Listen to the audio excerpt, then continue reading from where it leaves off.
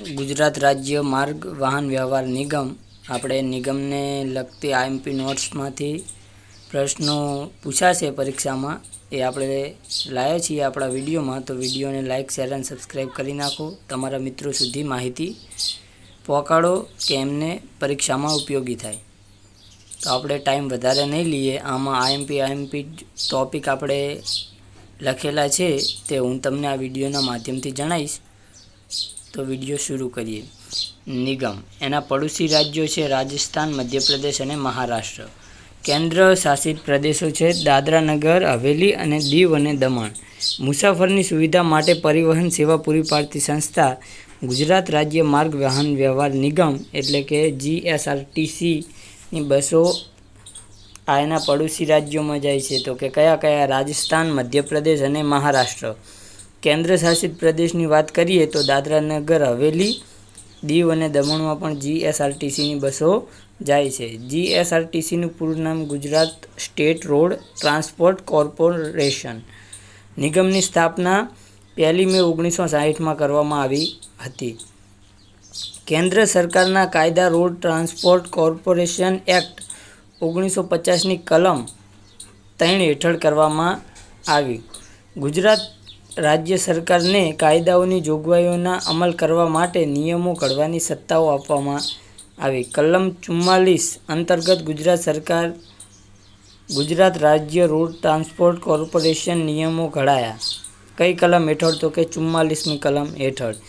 1 જુલાઈ 1971થી અમલમાં બન્યા. GSRTCનું સંચાલન ગુજરાત રાજ્ય રોડ ટ્રાન્સપોર્ટ કોર્પોરેશન નિયમો 1971 અંતર્ગત થાય છે. તેનું ધ્યેય સૂત્ર શું છે? તો કે સ્મિત સાથે માઇલોની સફર. મુખ્ય કાર્યાલય central office GSRTC Ranip Ahmedabad ખાતે આવેલું છે. મુખ્ય મથક છે સેન્ટ્રલ ST વર્કશોપ નરોડા, એ પણ અમદાવાદમાં જ છે. વાઇસ ચેરમેન અને managing director doctor Rajendra Kumar IAS અધિક ચાર્જ. વાહન વ્યવહાર મંત્રી છે હર્ષભાઈ સંઘવી. રાજ્યમંત્રી છે પ્રવીણભાઈ માળી. આ ખાસ ધ્યાન રાખજો, મોસ્ટ IMP છે, પરીક્ષામાં પૂછાઈ શકે છે. 1971 મુજબ કોર્પોરેશન બોર્ડની રચના કરવામાં આવી.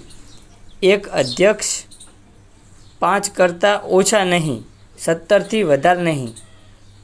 ડિરેક્ટર. નિગમની સમીક્ષા બેઠક દર 3 વર્ષ મહિને ઓછામાં ઓછી. નિગમની સમીક્ષા બેઠક દર 3 મહિને ઓછામાં ઓછી એકવાર મળવી ફરજિયાત છે. બોર્ડ કોરમ મીટિંગ માટે ન્યૂનતમ સંખ્યા 1/3 અથવા ચેરમેન સહિત 5. ખાસ યાદ રાખજો. રોડ ટ્રાન્સપોર્ટ કોર્પોરેશન એક્ટ કઈ કલમ હેઠળ ફંડની રચના કરવામાં આવી? તો કે 1950માં કલમ 27 હેઠળ. નિગમનું બજેટ. નાણાકીય બજેટ અંદાજ પહેલા વર્ષ 1 ડિસેમ્બર રોજ તે પહેલાં કોર્પોરેશન સામે રજૂ કરવામાં આવશે. 15 ડિસેમ્બર રોજ અથવા તે પહેલાં રાજ્ય સરકારને મંજૂરી માટે મોકલવામાં આવશે. 15 જાન્યુઆરી પહેલાં બજેટની મંજૂરી અપાશે. બંધારણ. ગ્રામીણ સેવાઓ સલાહકાર સહિત 18 સભ્યો, તેમાં સચિવનો સમાવેશ થતો નથી. અને શહેરી સેવાઓમાં 15 જ સભ્યો, 15થી વધારે નહીં, 15 સભ્યો અને સચિવનો સમાવેશ થતો નથી. આ બંનેમાં સચિવનો સમાવેશ થતો નથી. અધ્યક્ષ નિમણૂક રાજ્ય સરકાર કરે અને સચિવની નિમણૂક કોર્પોરેશન દ્વારા કરવામાં આવે છે. સલાહકાર પરિષદ સામાન્ય રીતે 2 મહિનામાં ઓછામાં ઓછું એક વખત અધ્યક્ષ દ્વારા નક્કી કરાયેલા દિવસોમાં થાય છે. 5થી વધુ સભ્યોની લેખિત માંગણી પર અધ્યક્ષ કાઉન્સિલની ખાસ બેઠક બોલાવશે. ખાસ બેઠક વર્ષમાં 3 વારથી વધુ હોતી નથી. અધ્યક્ષ સહિત 4 સભ્યની કોરમ બનશે. અધ્યક્ષ સહિત એટલે અધ્યક્ષને ઉમેરીએ તો 5 થાય અને અધ્યક્ષની સિવાય 4 સભ્યની કોરમ બનશે. નિગમમાં પ્રગતિ એટલે નિગમમાં પહેલાં કેવી પરિસ્થિતિ હતી અને અત્યારમાં કેવી પરિસ્થિતિ છે. તો કે સ્થાપનાનો સમય કુલ વિભાગના 7 કાર્યરત ડેપો, 76 વિભાગીય વર્કશોપ, 7 કુલ બસોનું સંખ્યાબળ 1767. વર્તમાન સ્થિતિ કુલ વિભાગ 16, કાર્યરત ડેપો 125, વિભાગીય workshop 16, bus station 226, pickup station 1554થી વધુ, કુલ બસોનું સંખ્યાબળ 8322, 8322. 7 retreading plant, tyre retreading plant, bus body building plant, જેમાં એક વર્ષમાં 1000થી વધારે બોડી બનાવવામાં આવે છે. Printing press. જીએસઆરટીસીના 16 ડિવિઝન એ આપણે જોઈ લઈએ. એમાં પહેલું ડિવિઝન છે અમદાવાદ, બસની ઓળખ છે આશ્રમ. બીજું ડિવિઝન છે અમરેલી, બસની ઓળખ છે ગીર. ત્રીજું ડિવિઝન છે વડોદરા, બસની ઓળખ છે વિશ્વામિત્ર. ચોથું ડિવિઝન છે ભાવનગર, બસની ઓળખ છે શેત્રુંજય. પાંચમી ઓળખ છે ભુજની, બસની ઓળખ છે કચ્છ. છઠ્ઠું છે ભરૂચ, બસની ઓળખ છે નર્મદા. સાતમું આપણે ગોધરા, બસની ઓળખ પાવાગઢ. આઠમું છે હિંમતનગર, બસની ઓળખ સાબર. નવમું છે રાજકોટ, બસની ઓળખ છે સૌરાષ્ટ્ર. 10મું છે જામનગર, બસની ઓળખ છે દ્વારકા. 11મું છે જુનાગઢ, બસની ઓળખ છે સોમનાથ. 12મું છે મહેસાણા, બસની ઓળખ છે મોઢેરા. 13મું છે નડિયાદ, બસની ઓળખ છે અમૂલ. 14મું છે પાલનપુર, બસની ઓળખ છે બનાસ. 15મું છે સુરત, બસની ઓળખ છે સૂર્યનગરી. 16મું છે વલસાડ આખરીનું, અને બસની ઓળખ છે દમણગંગા.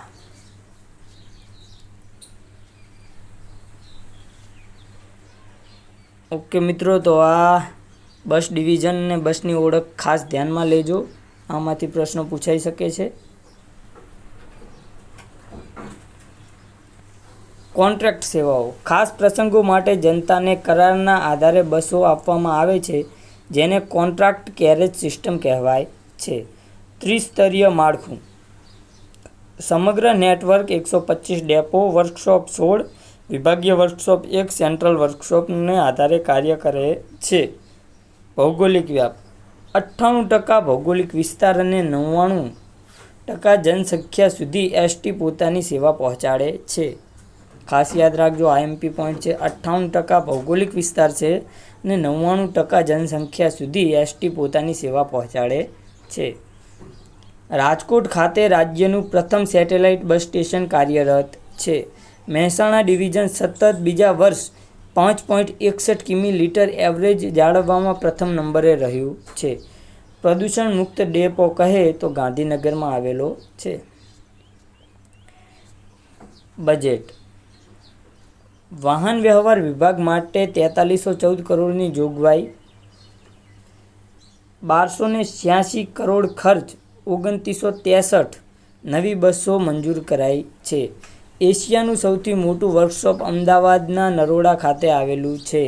આઈએમપી પોઈન્ટ છે. એશિયાનું સૌથી મોટું વર્કશોપ અમદાવાદના નરોડા ખાતે આવેલ છે. વાર્ષિક 1000 બસ બોડી બનાવવાની ક્ષમતા ધરાવે છે. Scrap policy. સામાન્ય રીતે સરકારી નિયમ 15 વર્ષનો છે. બસને કિલોમીટરના આધારે હોય છે. 8 લાખ કિલોમીટરે બસ ભંગારમાં જાય છે. નિગમની તમામ બસો સ્ટેજ કેરેજ ધરાવે છે. મહિલા કંડક્ટરોની ભરતીની શરૂઆત 2012માં કરવામાં આવી હતી. સૌ પ્રથમ 181 મહિલાઓને કંડક્ટરમાં ભરાઈ હતી.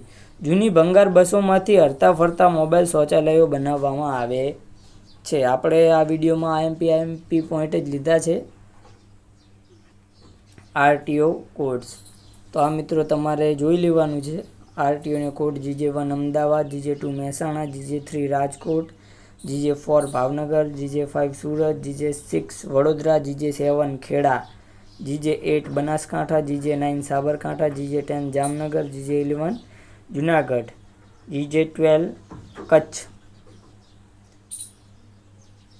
GJ 13, Surendranagar GJ 14, Amreli GJ 15, Valsad GJ 16, Bharuch GJ 17, Panchmahal GJ 18, Gandhinagar GJ 19, Bardoli GJ 20, Dahod GJ 21, Navsari GJ 22, Narmada GJ 23, Anand GJ 24, Patan GJ 25, Porbandar GJ 26, Vyara GJ 27, Ahmedabad ઈસ્ટનું GJ 13, આહવા GJ 31, મોડાસા 32, વેરાવળ 33, બોટાદ 34, છોટાઉદેપુર 35, લુણાવાડા 36, મોરબી 37, ખંભાળિયા અને 38 બાવળા જે અમદાવાદમાં છે. બુકિંગનો સમયગાળો વધુમાં વધુ 60 દિવસ અગાઉ છે.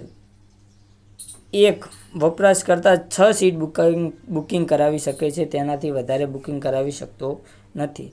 5 વર્ષથી નીચેના બાળકની ટિકિટ લેવામાં આવતી નથી. 5 થી 15 વર્ષના બાળકની અડધી ટિકિટ લેવામાં આવે છે. બસમાં કેટલા મુસાફરો ભરવા તે RTO નક્કી કરે છે. પ્રસ્થાન સમયના 30 મિનિટ પહેલાં ટ્રીપ શીટ તૈયાર થાય છે. ઓનલાઈન બુકિંગ પર 1% ડિસ્કાઉન્ટ. 4 થી વધુ વ્યક્તિ હોય તો 5% ડિસ્કાઉન્ટ એટલે રાહત મળે છે. GSRTCએ 1 જાન્યુઆરી 2026થી બસ ભાડામાં 3% વધારો લાગુ કર્યો છે. આ પ્રશ્ન પૂછાઈ શકે છે મિત્રો. જો મુસાફર જવા આવવાની બંને ટિકિટ એક સાથે બુક કરાવે તો 10% ડિસ્કાઉન્ટ આપવામાં આવે છે. એ 7 દિવસની અંદર જ રિટર્ન આવે તો, ન કે નહીં. અનામત સીટોની વ્યવસ્થા. સીટ 1 અને 2 સ્વતંત્રીય સેનાનીઓ માટે, સીટ 6 થી 10 મહિલાઓ માટે. એટલે 6 થી 10 એટલે 5 સીટો, 6, 7, 8, 9, 10 આ 5 સીટો મહિલાઓ માટે. સીટ 11, 12, 13 ધારાસભ્યો માટે. સીટ 16, 17 ને 18 દિવ્યાંગો માટે. વિદ્યાર્થીઓને બસ ભાડાના 82.5% રાહત મળે છે. નિગમ દ્વારા 2016થી પેસેન્જર પાસની યોજના અમલમાં આવી. પ્રશ્ન પૂછાય કે પેસેન્જર પાસની યોજના ક્યારથી અમલમાં આવી? તો કે 2016થી. 2018માં પરિવહન મંત્રી માર્ગ સલામતી પુરસ્કાર. 2019માં લગ્ન પ્રસંગ વિશેષ બસ સેવા બદલ પ્લેટિનમ સ્કોચ એવોર્ડ. શ્રવણ તીર્થ દર્શન યોજના ક્યારથી શરૂ કરવામાં આવી? તો કે 2017. GSRTC દ્વારા મુસાફરોને ટિકિટ બુકિંગ સુવિધા માટે 2019માં કંડક્ટર મિત્ર યોજના શરૂ કરવામાં આવી. બસના છપરા પર સામાન ચઢાવવા ઉતારવાની તમામ કામગીરી હમાલે કરવાની હોય છે, કંડક્ટરને કરવાની હોતી નથી. કંડક્ટરની જવાબદારી એ છે કે સામાનને સહી સલામત એના સ્થાન સુધી પહોંચાડે. અંદાજપત્રમાં બંદરો અને વાહન વ્યવહાર નિગમ વિભાગ માટે 4314 કરોડની જોગવાઈ કરવામાં આવી છે. GSRTC કરંટ અફેર્સના પ્રશ્નો પૂછાય છે મિત્રો. વિદ્યાર્થી તેમજ મુસાફરોને પાસ કઢાવવા માટે pass.gsrtc.in વેબસાઇટ શરૂ કરવામાં આવી છે. મુસાફરોના અભિપ્રાય માટે પેસેન્જર ફીડબેક અને રેટિંગ સિસ્ટમ શરૂ કરવામાં આવી છે. તો કે આપણે બસમાં જઈએ ત્યાં સ્કેનર કે QR આપેલો હોય છે, તેને સ્કેન કરીને આપણે ફીડબેક આપી શકીએ છીએ. એરપોર્ટ પર બનેલા પાટણ, એરપોર્ટ જેવી મતલબ સિસ્ટમ ધરાવતું પાટણ બસ પોર્ટ ઉદ્ઘાટન નાયબ મુખ્યમંત્રી હર્ષ સંઘવી દ્વારા કરવામાં આવ્યું હતું. ગાંધીનગર ખાતે વિધાનસભાના કાર્યક્રમમાં 182 વિધાનસભાની 182 બસોનું લોકાર્પણ કરાયું હતું. GSRTCની કુલ આવકમાંથી 30% આવક ડિજિટલ માધ્યમથી થાય છે. બસોની સ્વચ્છતા માટે નિગમ દ્વારા સ્વચ્છ યાત્રા અભિયાન શરૂ કરવામાં આવ્યું છે. ST હાલ 27 લાખ મુસાફરોને ગંતવ્ય સ્થાને પહોંચાડે છે. તો આશા રાખું છું કે આ વિડીયો તમને પસંદ આવ્યો હશે અને આ વિષયમાં આપણે નિગમના પૂછાય એવા IMP જ પ્રશ્નો લીધા છે. કોઈ ફાલતુ વસ્તુની અંદર એડ નથી કરી. આમાંથી મોટા ભાગના પ્રશ્નો તમારે એક્ઝામમાં પૂછાશે નિગમને લગતા. તો જો તમને વિડીયો પસંદ આવ્યો હોય તો વિડીયોને લાઇક, શેર અને સબસ્ક્રાઈબ કરી નાખો અને તમારા 5 મિત્રોને શેર કરી દો, તેથી એમને પણ પરીક્ષામાં મદદરૂપ થઈ શકે. આ એક વિડીયો તમે નિગમને લગતો જોઈ લીધો તો બીજા અન્ય વિડીયો જોવાની જરૂર નથી. શું કે મોટા પાયાનું આ વિડીયોમાં મેં કવર કરી નાખ્યું છે. તો જય હિન્દ, જય ભારત. મળીએ નવા વિડીયોમાં. આશા રાખું છું કે તમને આ વિડીયો પસંદ આવે. જય હિન્દ, જય ભારત.